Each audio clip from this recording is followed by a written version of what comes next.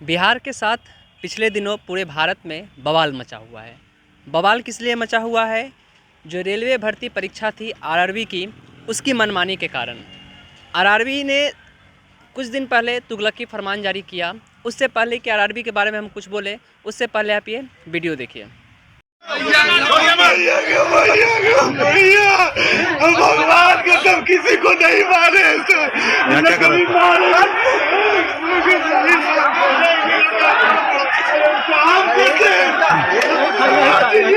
नहीं कुछ किया। प्लीज सर, डेला में नहीं मारे सर, कभी गलती से भी सर आज जान मार दीजिए सर हमको। हम नहीं बहन के चौदह तो बता रहे हैं। ये छात्र जो पुलिस के सामने हाथ जोड़ के रहम की भीख मांग रहा है, ये कोई उग्रवादी नहीं है, ना तो कोई वो आतंकवादी है। ये इसी भूमि का, इसी बिहार का, इसी जनतांत्रिक प्रदेश का नागरिक है।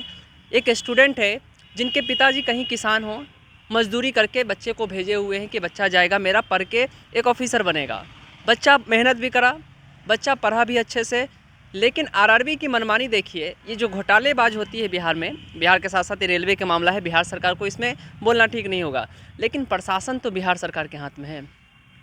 जो इस बच्चे जो प्रशासन के सामने रहम मांग रही है, रहम की भीख मांग रही है कि इन्हें छोड़ दिया जाए, इन्होंने किसी भी तरह का उपद्रव नहीं मचाया है। फिर भी प्रशासन द्वारा इस पर जो लाठियाँ बरसानी शुरू कर दी गई, इन्हें मारा जाना शुरू किया। किसी का भी सीना पसीज जाएगा इस बच्चे को देखकर।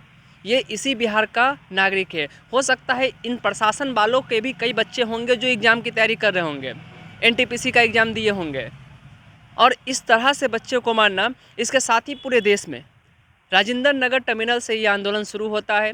रात के अंधेरे में पुलिस क्या करती है, स्टेशन का लाइट बंद करके बच्चे को मारना शुरू कर देती है। किसी का हाथ में 20-20 टाका लगा, किसी का सर फूटा। तो ये कोई आतंकवादी नहीं है, ये बिहार के नागरिक है। अब हम बात करते हैं कि आखिर मामला क्या है। पूरा मामला ये है कि 2019 में रेलवे भर्ती बोर्ड परीक्षा ने 35,000 भर्तियों की 35-37 हज़ार भर्तियों की बात कही थी।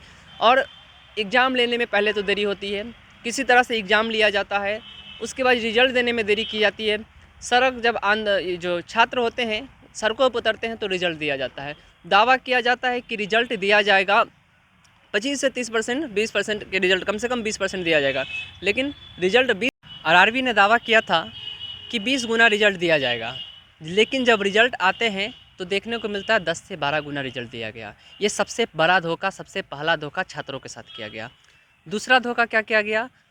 छात्र 90 नंबर ला रहे हैं 100 नंबर में, फिर भी आप भीड़ हटाने के नाम पे उन्हें छाड़ दे रहे हैं।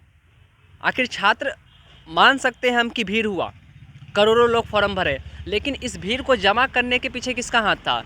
पिछले 7 सालों से नौकरी बहाली नहीं निकलने के पीछे किसका हाथ था? ये भीड़ जमा करने वाले आप थे। और जब चुनाव आता है तो घोषणा किया जाता है कि नौकरी दिया जाएगा, चुनाव चला जाता है, एग्ज़ाम नहीं लिया जाता है, छात्र रोड पर उतरते हैं, तो उसके बाद आप देखिएगा कि एग्ज़ाम लिया जाता है, रिजल्ट जैसे तैसे करके दिया जाता है, उसमें भी बड़ा घोटाला। ये आरआरबी का घोटाला है। और जो भी शिक्षक मेहनत करके पढ़ाते हैं, उन शिक्षक पे आप उनको कोचिंग माफिया कहते हैं।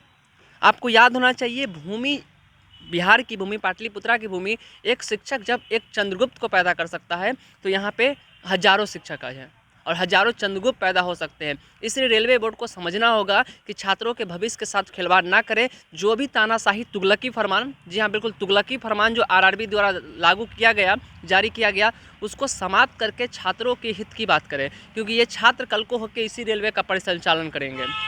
एनटीपीसी के माध्यम से जब जाएंगे तो इसी रेलवे का परिचालन इसी रेलवे में सिस्टम में शामिल होंगे। तो ये आरआरबी का कर्तव्य बनता है कि उसे सुधार करें।